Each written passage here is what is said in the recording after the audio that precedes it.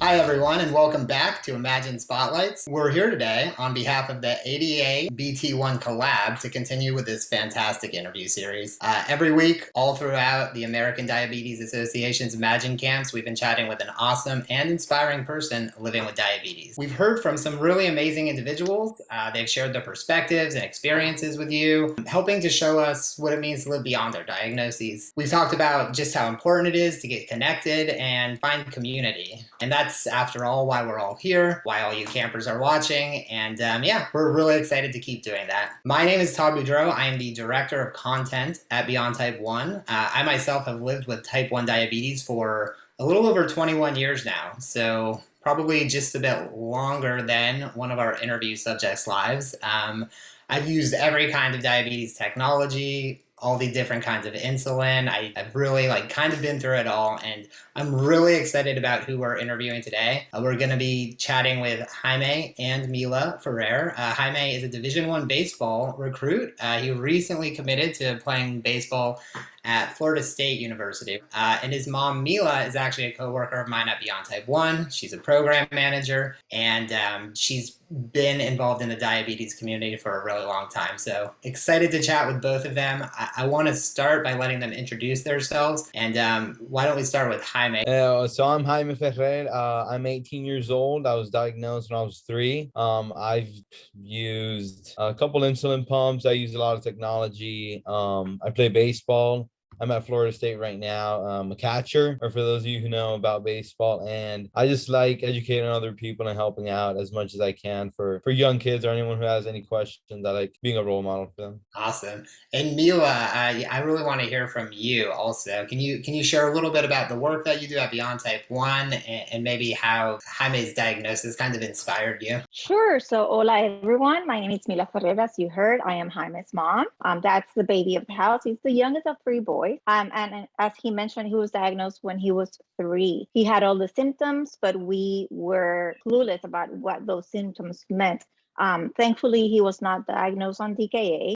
But for us as a family, it was a family issue. We needed to educate ourselves. We wanted to make sure that Jaime would grow up healthy, happy, just being a regular kid. So that's what we did. We dove into education. We are from Puerto Rico. Jaime was born in Puerto Rico. We speak Spanish at home. So for us, it was very important to find that the people that live with diabetes that speak Spanish. We created back in 2011, it's going to be 10 years. We created a blog in Spanish, which is called Jaime Mi Dulce Guerrero, which means Jaime, my sweet warrior. And that's how we started educating people. And that's how I got to what I do right now. I've been working on the diabetes space for almost 9 years. I am now working, as you mentioned, at Beyond Type 1 as a program manager. So I oversee Natural Disasters Coalition, which is extremely important for our community. The DKA awareness campaign, I'm very involved with that.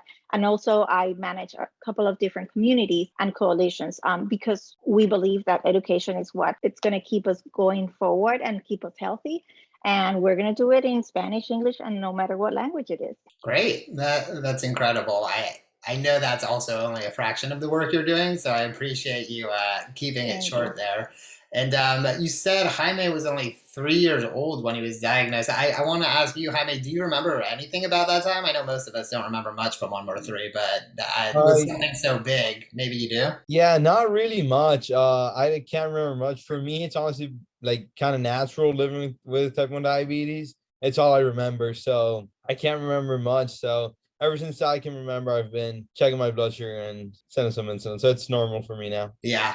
And so Mila, you said that you didn't know much, it sounded like, when he was diagnosed. What was that process like?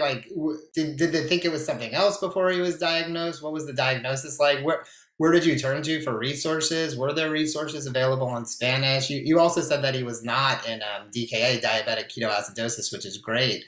Is that something they even talked to you about at the time? No. So always been like, since my first pregnancy, I like to read a lot, and I am like a self-learner. I try to stay up to date on everything. We noticed all the symptoms. Jaime was peeing a lot. He was drinking a lot of water. He was losing weight. But of course, since you see him every single day, you didn't notice that big of a weight loss. But my in-laws came to visit, and as soon as my mother-in-law saw him, she told me that he looks like sick and skinny. So that was a flag for us. Thankfully, we had a very good relationship with our pediatrician at that time, and I called her cell phone. Her sister lives with type 1. So I think for us that was a big blessing in disguise, because as soon as I mentioned, like, okay, these are the symptoms, she's like, I want to be wrong, but that looks like type 1 diabetes. And she gave me like, this is what you're going to do. Take him to the after hours, have him check his blood sugar. And of course it was type 1 diabetes.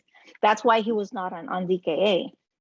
But I was not aware that a 3-year-old could develop type 1 diabetes. So for me, it was like, no, it has to be a misdiagnosis. While we were in the hospital, I was just waiting for the doctor to come in and say, no, we're sorry, it's not type 1, it's just a urinary infection or something like that. That didn't happen.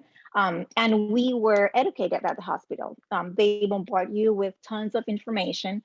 But at the same time, it's your kid's life that you have in your hands. And as a family, you want to do whatever you can to make sure that he's going to be growing healthy. He's going to be a happy kid. So that's what we did. And we're extremely thankful. That's one of the reasons why I'm so passionate about educating about diabetes ketoacidosis at diagnosis, because I know it happens. I know we can prevent it. That's incredible. And yeah, as you said, I think a lot of people don't know that type 1 diabetes can actually happen at any age. I know children as young as like 5 or 6 months are diagnosed, and I think people in their 60s, 70s, 80s are diagnosed with type 1 diabetes. I was actually diagnosed when I was 13 years old. And so I had already been playing some kind of club sports at that time, middle school sports. It was right as I was going into high school. And it was a big adjustment for me personally to try to play high school football, living with type 1 diabetes. Jaime, it's interesting for you. Type 1's kind of all you've ever known. Was there a time, actually, if you could just walk me through your history playing sports? I imagine maybe you played some other sports when you were little. I'd like to know about when you decided baseball was really it for you. But I'm also curious, like, at what age, or do you remember realizing, oh, it's kind of different for me than my teammates. I have to do this other thing, and what that was like growing up playing sports with type 1 diabetes. Yeah, for sure. So I started when I was little. We played every single sport. My dad played professional basketball, so he always told us, be athletes, play as many sports as you can. We played soccer, basketball. I played tennis for like 6 years, and I loved it. Played until I was like 11, and then my brothers got into baseball, especially my older brother. So he started going to the field and stuff. So I followed him, and I fell in love with the game, and that's when I decided that that's what I want to do. But for me, it was, I don't want to say it was, I noticed it was different, but I noticed that I had to prepare a little bit more. I had to be a little bit more organized, know what I'm eating before a game, after a game, during the game, and knowing that in between games, I'm gonna have to check myself and my blood sugar to make sure that I'm at a good level. But I wouldn't say it's different. I just say it's the cards that I was dealt with and how I have to handle it. But it's very doable, and you just have to be a little bit more prepared. And I think it's honestly helped me mature a little bit more too at a quicker age. So I realized what I was eating, how it affected me, and stuff like that. So some people might say it's a negative thing, but I see it as something that I had to deal with, and it helped me become into the person I am today. Yeah, absolutely. At what point did you decide to play catcher? Have you always played catcher, or did you play No, other so I positions? started playing outfield and infield, and then both of my brothers got into pitching, and I was the youngest in the house, so they made me start catching. So I used to catch them, and I also really liked it because at the other positions I got a little bit bored sometimes because like not many balls are hit, or you might go a whole game without a ball being hit to you. And at catcher, you're in every single play, and you see the game in a different way. So around like age 13, yeah, I started catching, and I fell in love with it. Do you have any favorite professional catchers? Yeah. So my favorite player overall is Yadier Molina. He's a catcher for the Cardinals. So I'm a huge Cardinals fan. But right now I love Tatis. Love the way he plays the game. And then there are a bunch of other players. Acuna plays the game really well. I love the way he plays. But yeah, Yachty was probably the first guy that I started like modeling kind of my game after. Yeah, I love the Molina family. I mean, I'm partial to Benji myself, being a San Francisco Giants fan. We had him for a long time, and then Yeah. we have Buster Posey now, who's great. It's interesting how the Molina brothers, are all professional baseball players. It sounds like you and your brothers are all Yeah. kind of baseball players. Mila, I wonder for you as a mom, growing up watching Jaime's two older brothers play sports, and then introducing Jaime to sports at a young age. What was that kind of adjustment like? Thinking about blood sugars, thinking about being able to check off and on the field. How was that different? And was that difficult in any way, or what was it like with a young child playing sports for the first time with type 1 diabetes? Well, at the beginning, it was a little bit harder or challenging, I would say, because we were not using a CGM. Once he started using a CGM, I think that switch made things a little bit more manageable, because at least you have an idea. You can just look at the receiver, and at that time now you can look at your watch or your phone. But as Jaime mentioned, we had to learn how to be ready, and we always try to make sure that his blood sugar was like as stable as possible. We all know that emotions, adrenaline, like everything messes up blood sugars, but we would try to be like talking to you, like talking to Jaime, like, how are you feeling? Are you okay? And you get to know your kid. You get to know like how they look, how they're playing, and that made us like really aware. I think we had like even eye signals or hand signals, like thumbs up, thumbs down, like how are you feeling? And we managed that. As he was growing up, we always think that people living with type 1, they have a life full of responsibilities. So we try to be his bench group. When he's at the field, we try to make sure that everything's stable. He doesn't have to worry about anything. Technology has made a huge, huge impact with that. Thankfully, nowadays it's just less and less the what we have to be aware of. His insulin pump, his CGM, they do a lot of amazing job on the backdrop. So we don't have to be checking or saying like, hey, how are you feeling? And of course, now he's in college. We are not able to just speak through the dugout and say like, hey, check your blood sugar and things like that. But it's really important for kids to understand that they can do whatever they want, but they have to learn how to know their bodies.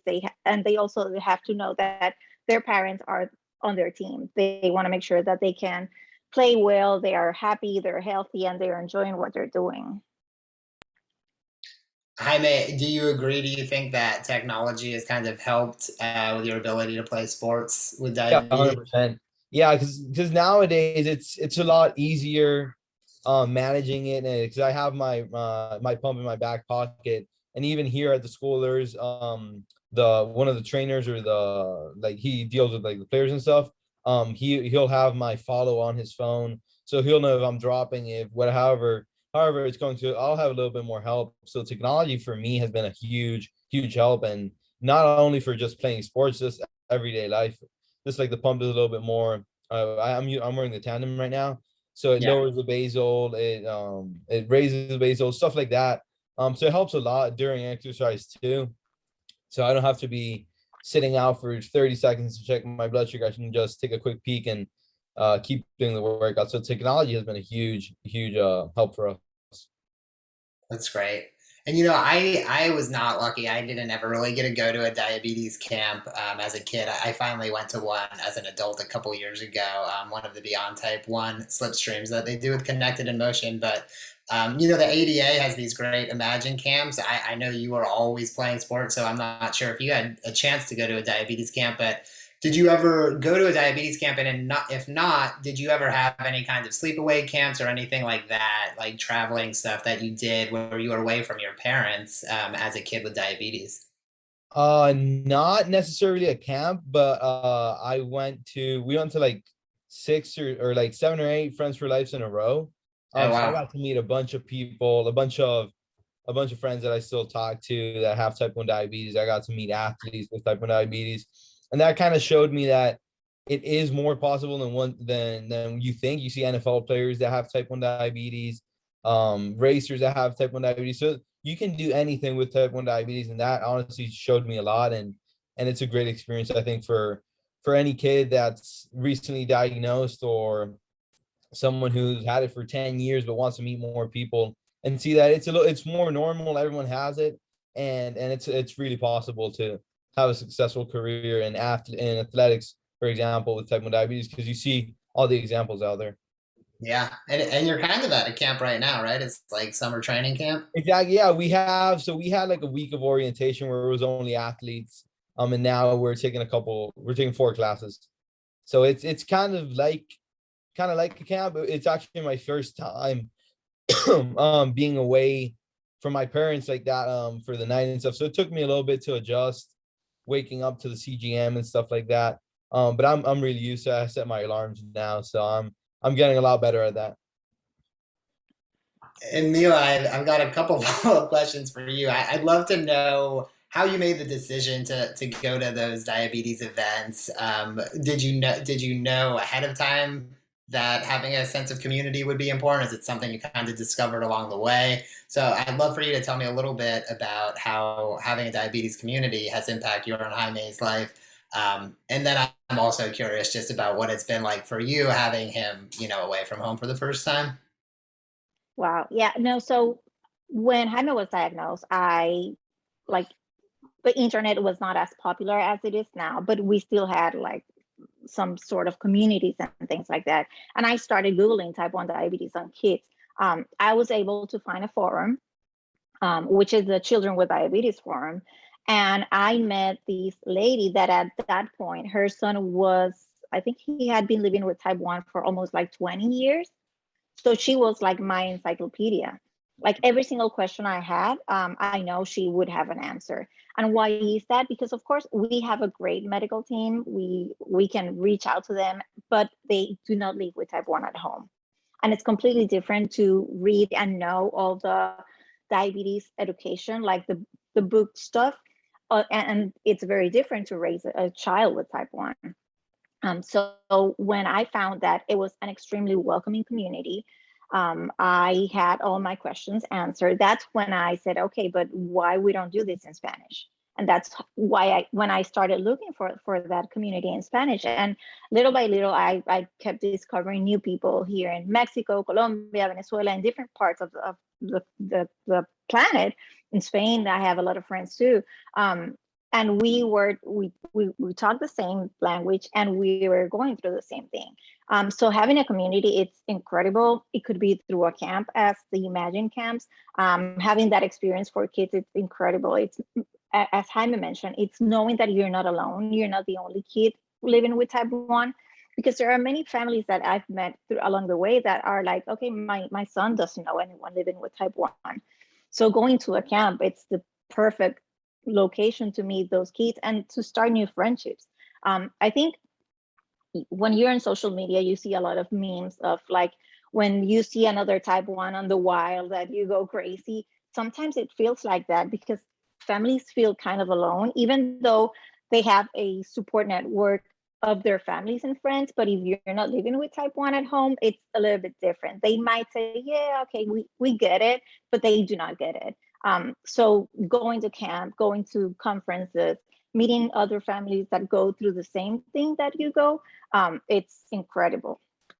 And then switching on answering your question about Jaime going to college. Oh my God, that was, we had a lot of trials at home. We tried every single alarm on his Dexcom, on his phone, because I needed to make sure that he would wake up. Of course, as he mentioned, he's using the tandem insulin pump, but we know that as an athlete, maybe his basals are working perfectly, but he had a day where they had a lot of exercise and his blood sugar is going to start going down. So we needed to make sure that he would react to that. So he has the loudest noises on his phones, on his phone and devices and everything. Thankfully, we haven't had any issues, but I think it's a period of adjusting. when I was talking to other parents, because I was asking like, hey, your kid's in college, how are you doing?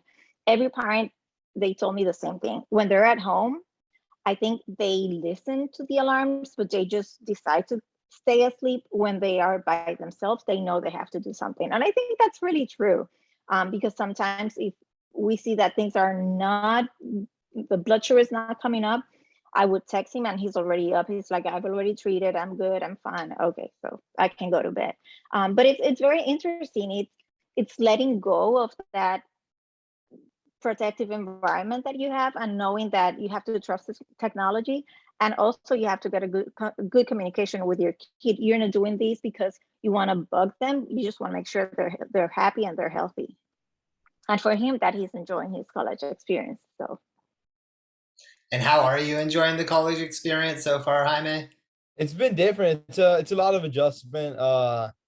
But it's been really good. The classes are going well. The lifts are going really, really well. I'm super excited for these next years at the university. But it's been different. I think one of the things that I've realized the most is probably how much work it takes to cook and to clean dishes. It's not the same coming home from a lift and having to cook. It's not as easy as one would think, but it's been really fun. It's helped me a lot, and I feel like my parents did a really good job of preparing me for it, and knowing that I need to stick to what I came here for, and what my goals are to play baseball and at a Division 1 level and keep up my grades. So it's a little bit hard, but it's been a really good experience so far. Did you say that you're doing dishes? Yeah, we got to do dishes. Yeah. I did not do dishes when I went to college. I mean, we have I don't know paper what is plates, impressive. so I don't have to wash the plates, but I gotta do the pots and the pans and the silverware, the cups. So Yeah. I've been keeping up with that. Wow. So just a few more questions. As I mentioned, I played high school football. I did not go on to play any sports in college. Most people who play high school sports don't go on to play college sports. Somebody told me the statistic that less than 2% of all high school athletes go on to play a Division 1 sport. So has this always been a dream of yours to play baseball at the next level? And I guess can you tell me a little bit about, you said your parents prepared you really well, but I mean, you must have prepared yourself really well for this too. Talk to me a little bit about that preparation to play at the next level. Yeah, I feel like that all started when I was young. Especially my dad with the athletic side, he always told us about work ethic and how important that is. So ever since we were little, I always worked. I like to say I worked harder than anyone else that I played against. We practiced like 6 times a week. We watched what we eat, and I feel like that shaped me a lot into my high school years. When I got into my freshman year, I was at a baseball academy, and I was seeing my friends or my teammates who were committed to big Division 1 schools, and I told myself, why can't I do that? So ever since then, that was my number one goal. I want to play at the next level. The end goal is to play professionally, and it feels like, yeah, it's a grind, but if you love what you're doing, it doesn't feel like a grind. If you're just doing what you love to do, I love working out, I love hitting, I love it all. So it's not, a lot of people see it as a grind, but I love it so much that it's turned into basically my everyday life. And that is your goal, to end up playing professionally. Yeah. Do you have any kind of a sense of where you might want to end up in terms of team, or do you have a preference between the National League and American League? I like, most of the teams that I like are in the American League. Yeah. My favorite team growing up was Boston. So that would be pretty cool. But honestly, wherever the journey takes me, I'll be super excited to play for that organization and do a good job for them. Great. And then I do just want to close by asking both Mila and Jaime, and maybe we'll start with Mila. What advice would you give to any parents of someone newly diagnosed, or a kid maybe who's been living with diabetes for a long time but just wants to start playing sports? And yeah, I think some parents are a little hesitant to have their kids with diabetes go out there and play sports. So I'm wondering what type of advice you might give to some other parents in a similar situation to what you were in. I would say educate yourself, like learn as much as you can about type 1 management. Talk to other families that have kids that play sports. That's very important. we're very lucky to have a CDE that she was a marathon runner. So she was our sounding board. We would ask her like, hey, what should we do? How do we manage food and things like that? So ask every question. Like there are no silly questions. There are no dumb questions. And if your kid wants to do it, they can do it. As Jaime mentioned, it's a grind. There's a lot of preparation. There's a lot of education behind closed doors and a lot of conversations that they need to take place. But of course they can do it. Be there to support them. Try to teach them in a constructive and productive way. And what we did with Jaime is that since he was very little, whenever we were making decisions like insulin dosing or changes on his insulin pump based on things like that, we would discuss it with him and we would explain why we were doing things. Even though right now when he's at college, a couple of weeks ago, we had to lower his basal. So I called him, okay, what do you think we should do? He's like, okay, I think we have to lower it in the night. And he did all the changes and things like that. Because remember, this is a very, very long journey. This is a marathon, and having support, and it's incredible. For parents of young kids, if they don't know any other kids, camps are an amazing opportunity. ADA camps, the American Diabetes Association camps are incredible. They get to meet other kids. They learn new things from the kids. And that's very important. We saw that change in Jaime once we started attending Friends for Life. So knowing that they have friends and peers that go through the same thing, it's extremely important. And then as families, just educate yourselves and remember, we're not striving to perfection. Being perfect when you live with type 1, it's very, very difficult.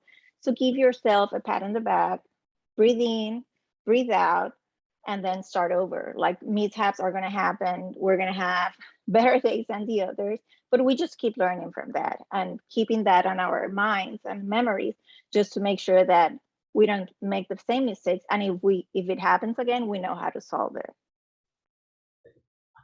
Wow. Great. Thank you so much. And Jaime, I have a couple similar questions for you. I do want to hear your advice for anybody who wants to play professional sports, but I'm also wondering, as someone who's lived with diabetes for pretty much your entire life, since, as long as you can remember, have you ever struggled with burnout or with just, your diabetes management, like hitting a wall? And I guess if so, what have you kind of done to push through that? Not necessarily, no. Ever since I was little, I realized that for me to be healthy and accomplish all of my goals, I need to take care of my diabetes. I never saw it as something negative. I never saw it as something bad that happened to me.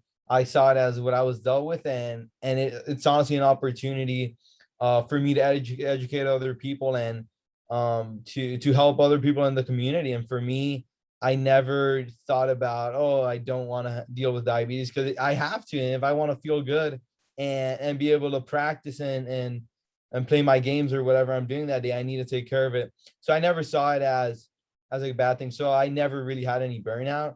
But if anyone is experiencing burnout, I would highly, highly recommend just reaching out or even doing research online about all the other athletes and people that do have type 1 diabetes.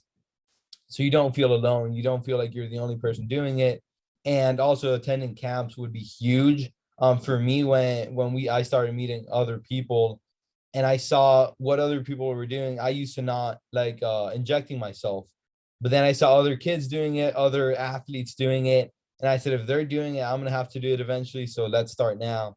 So that was really important for me. And I think that can help a lot of young kids who kind of are burnt out and don't want to deal with it. So I think that's a huge tool that they have in their corner. Yeah, and even if you're not experiencing burnout, one thing I would say is that diabetes management is really hard. And it's not like, okay, I've got it set, I figured it out, now I'll be able to manage my diabetes the same way. I mean, I think Mila just said that you had to adjust your basal rate since going off to college. I know sometimes I think I've got everything set perfectly, and then the littlest thing will change my whole routine around. So I've certainly been frustrated with that in the past.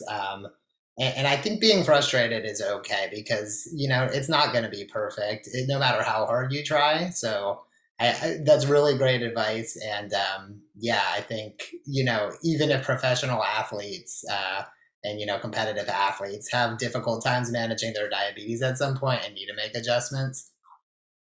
Yeah, And and then, also even like for example, if you eat say the same food 2 days in a row, you sent 10 units the first day and it worked perfectly. Maybe the second day it isn't going to work the same way. That doesn't mean you're doing anything wrong. That's part of living with diabetes, and part of living with diabetes is making adjustments and being able to know what to do and how to react and not being upset or anything. It's part of it. And yeah, we might get frustrated sometimes, but it's part of what we got to deal with, and we got to make the best out of it.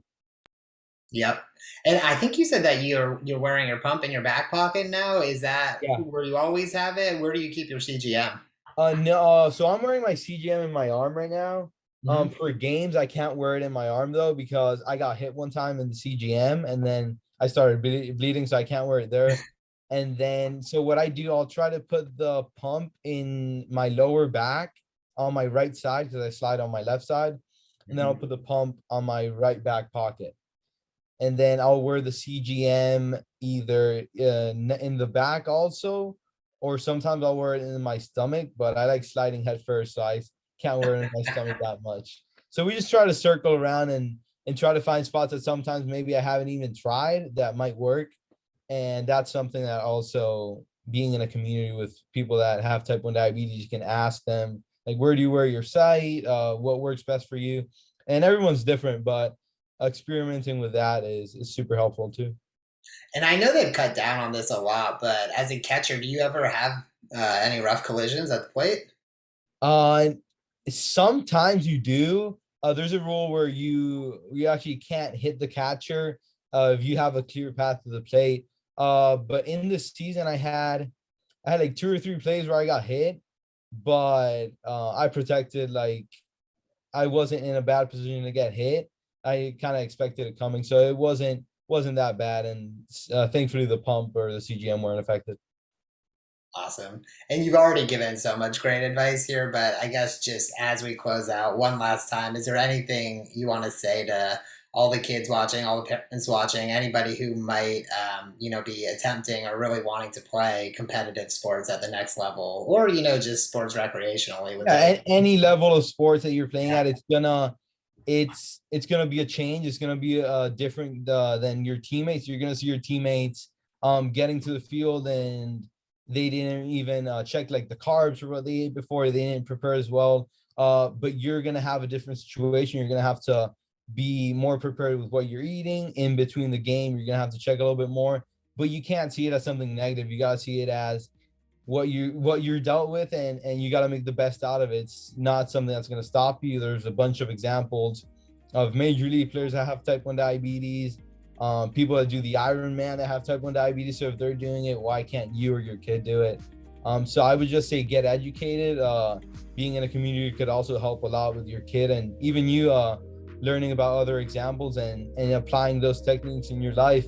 But never give up, and don't take one no for example of a coach or someone as final. You're gonna have to keep grinding, and you're gonna make it at the end of the day, and diabetes is not gonna stop you or your dreams. Awesome. Well, thank you so much. And thank you to everybody watching for tuning in and being here. We really hope you're enjoying Imagine Camp. Stay tuned for more Imagine Spotlights. We're going to be here every week as part of the ADA and Beyond Type 1 collab. And thank you so much for joining us, Jaime and Mila. I know we'll be following your career closely, Jaime. I kind of hope you end up on the San Francisco Giants because our catcher's getting pretty old and we're going to need a new one soon. Maybe we keep the FSU pipeline to San Francisco. It's worked so well for the last 14, 15 years. No reason to stop now. Exactly. Thank you for having me. It was a great time talking.